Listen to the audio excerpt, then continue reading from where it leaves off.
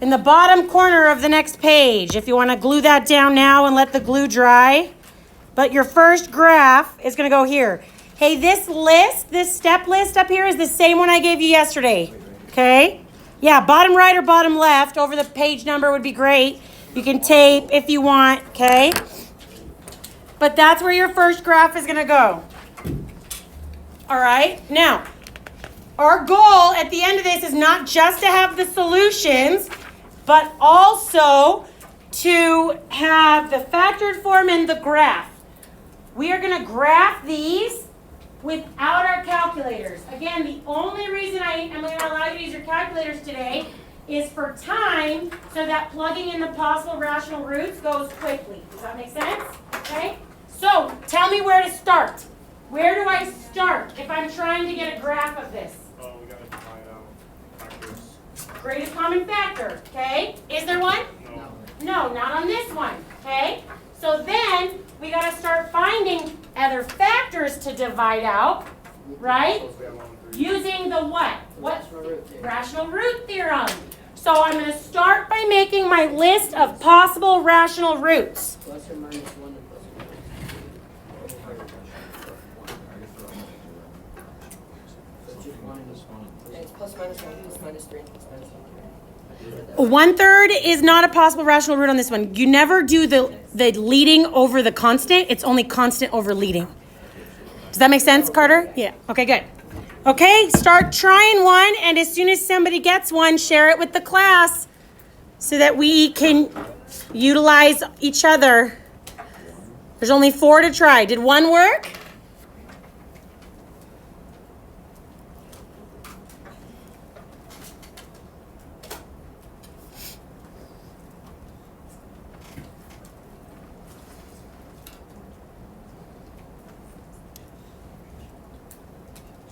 Do you guys want some elevator music while you try possible roots? Sure. Do do do do do do do do You're do going to play out. do do do do do do do do do. Really, nobody's found a root that works yet? What'd you get? 3 works. Let's go 3. So I already know if I know 3 works, right? Don't I already know 2 things? I know that one of my solutions is 3, and one of my factors is x minus 3, right? Okay. -3 shouldn't work. No, it's just 3. Oh, yeah, just 3. Yep. Okay. No, you're good. And how many total parentheses is my factored form going to have when I'm done? Try again. 4, because that's the... 4, the highest degree. So I already found one of them, right? -1 works too. So let's keep that in mind so that we can divide that one out next. But we can only divide them out one at a time. Good. Okay. Hey guys, how did they find that? They plug it in. They plugged it in for x using the remainder theorem. The remainder theorem says when I plug a root into a polynomial, the number I get out is going to be the same as the remainder when I divide a factor. Okay? So that's what that calculator thing is doing, is it's plugging in the root into the x so that I know which factors to divide. So let's do x minus 3 first, and then Mara found the x plus 1 to try next, right? How do I know I need to find 2 that will work?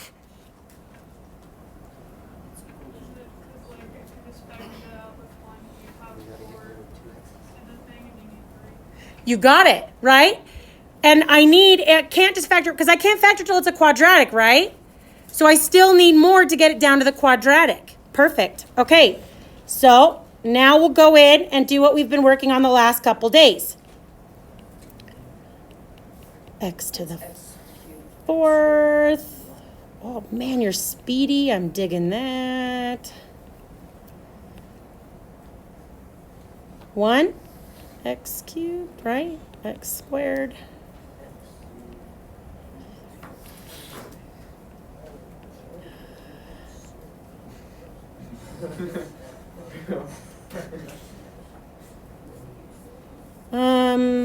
X? Is that right? Yeah, okay. Sometimes I do so many of these, I get lost in it. I'm sure some of you understand that feeling. Remainder 0. So then I'll take my x plus 1.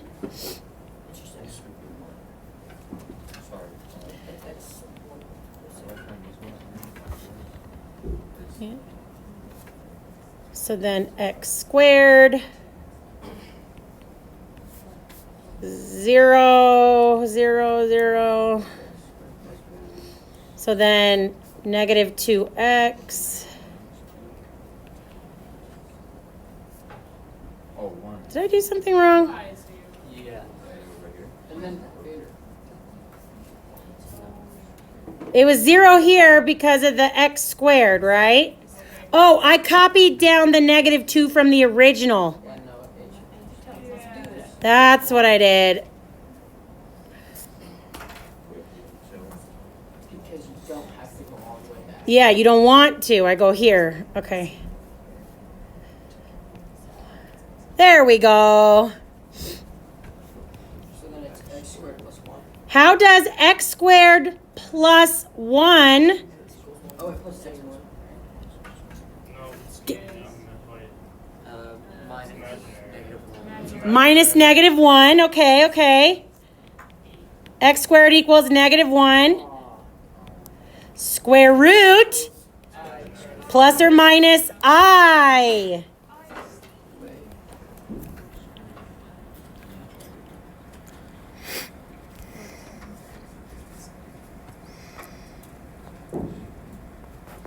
x plus I minus I. Good, Jacob. X plus I and x minus I are my other factors.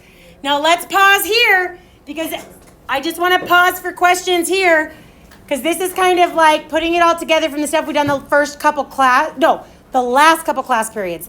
The next question I'm going to ask you on this one is to try and remember what we did in 2.1, but it's been like over a week, so that might be harder, okay? So right now I just want to stop and see if you have any questions on how I got any of the solutions or any of the factors, okay? Is there any questions on how I got any of the solutions or any of the factors? Yes? How do we know there's only going to be 2 solutions? It's not that I knew there was only 2 solutions. It's that because I have a 4th exponent, degree 4, I know that I need to get it down to an x squared so that I can do my normal factoring I spent 3 months on last year, right? So if that was an x to the 5th, how many numbers would I want to divide out until I can just factor? 3. Okay. If it's an x cubed, you only have to divide out 1. The goal is to get it to a quadratic, okay? Go. If you were to switch the x minus 3 and x minus 1 with the boxes, would it still be the same answer? Yeah, it may not have, that's a good question. It may not have given me this same quotient here, right? But in the end, both would have given me that. And I can even show it to you because when I did that one originally, like when I was trying it on my own, I actually found the negative 1 first. And I did that first. And then I did the x minus 3 and I still got the x squared plus 0 plus 1, right? So that if you're doing your math right, it will always give you the same thing. Good question. Okay? Anyone else? Yeah, Maddie. So if you take the second, like, if you take x squared plus 0 plus 1, and you're trying to, like, put that in your calculator and put, like, the 1 in, would that still work, or do you have to use the I'm sorry, I don't understand your question. Can you try just stating it again? It's like, you're trying, really trying to find the solutions, like, you know that minus 3 plus 1 work? Your calculator wouldn't have given you the I and negative I. All it would have shown you is 2 x-intercepts on the graph. And so I know because there's 2 x-intercepts, but it's a 4th degree polynomial, that there's got to be a pair of conjugate imaginary zeros in there too. Does that make sense? Yeah, Jacob. Wait, what is the roll with like a 0 and a square? It's kind of random. Are you trying another problem? No. I don't understand your question then. Like, what is 0 squared? Is that 0? 0 squared is 0. Yep. Okay. So now let's combine it with what we did in 2.1. Okay. I want you to list for me the intercepts, not just the x-intercepts, all intercepts. Including y? Mm-hmm. So, what is the y-intercept? Got plug in 0 to find out. We got to plug in 0 to find out. Yeah, what is it? -3, 0, -3. It's always the number without the variable, right? The C for a quadratic, and then for a non-quadratic, it's my number without the variable. Okay? How many of these solutions represent intercepts? 2 of them. 3, 0 and -1, 0. Okay?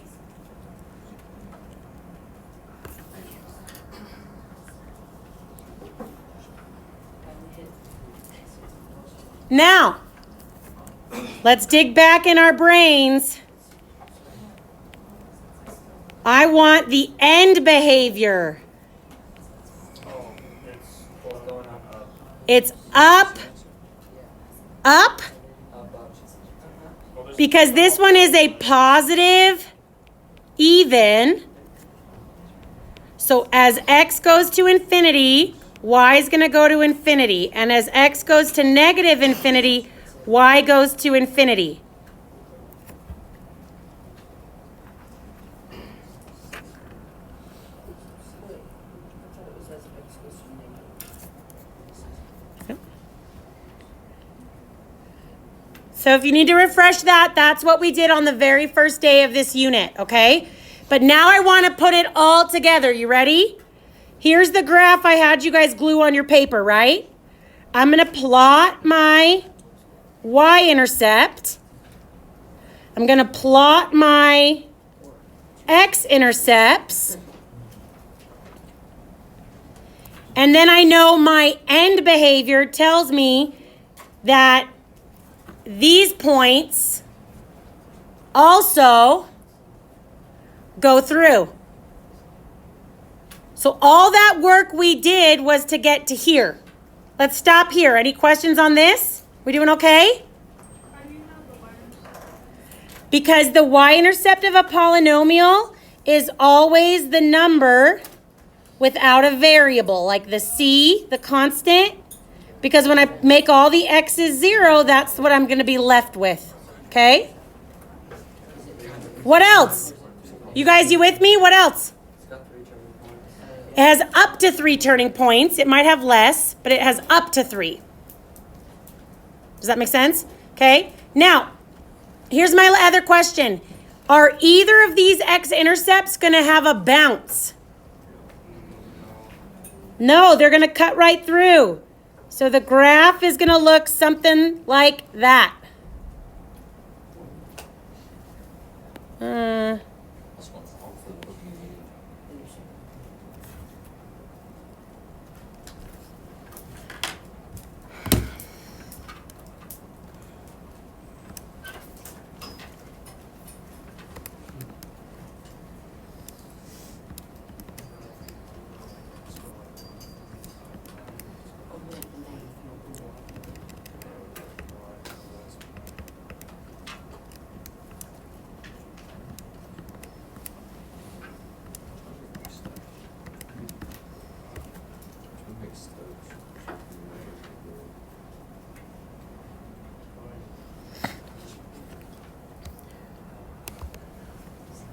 That's not bad without a calculator, right? What? Yeah, it's just that the minimum goes down way farther than we were guessing, but that's all right. We're just doing the best we can without the calculator, and that's all I need you to be able to do. Does that make sense? So without a calculator for a 4th degree polynomial, that's pretty good. But that's going to be good on the test. Well, yeah. You don't want us to find like. Do you know calculus? Then you can't find it yet. Okay. All right. We're going to try another one, but I don't like this question, so I made a new question. Okay.